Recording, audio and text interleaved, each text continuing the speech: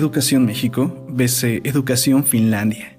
La prueba PISA es una prueba que se hace a más de 70 países del mundo, donde se evalúan y califican entre 4.500 y 10.000 estudiantes de cada país, con 55 preguntas de matemáticas, ciencias y comprensión de lectura. La prueba se realiza cada 3 años, y la última se hizo en 2015, y según los resultados se hace una tabla para saber en qué país está mejor la educación. Entre los primeros lugares estuvo Finlandia, y entre los últimos estuvo México, que según expertos está tan mal que salió reprobado. Y la pregunta es, ¿qué es lo que pasa en estos dos países para que su educación sea tan diferente? Bueno, hoy conocerás esas diferencias.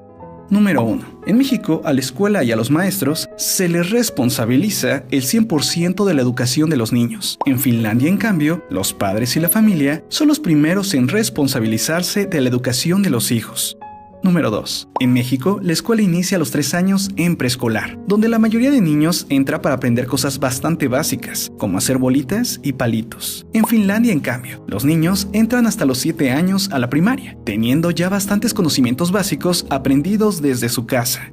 Número 3. En México dejan mucha tarea para casa. Se calcula que un estudiante promedio en México pasa de 1 a 2 horas diarias haciendo la tarea. En cambio, en Finlandia, los alumnos casi no reciben tarea y se calcula que pasan de 1 a 3 horas semanales haciendo dicha tarea en casa.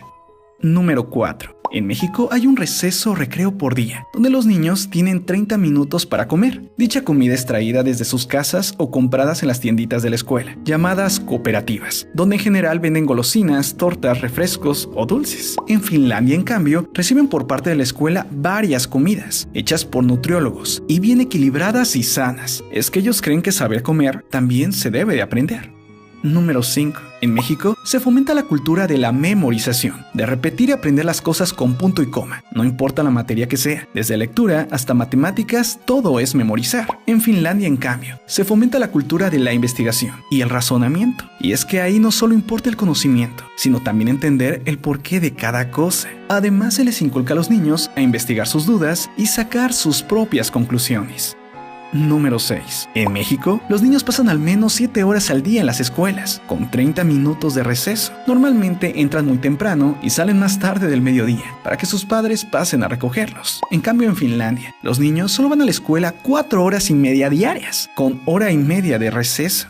Número 7. En México, los grupos tienen entre 30 a 55 alumnos, ya sea en escuelas públicas o privadas. En cambio, en Finlandia, el promedio de alumnos por salón es tan solo de 15.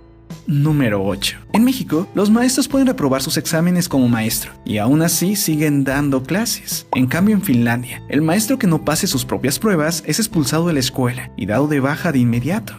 Número 9. En México, solo los libros son gratuitos. En cambio, en Finlandia, todo el material que se necesita en las escuelas es completamente gratis para el estudiante, ya que lo da la misma escuela.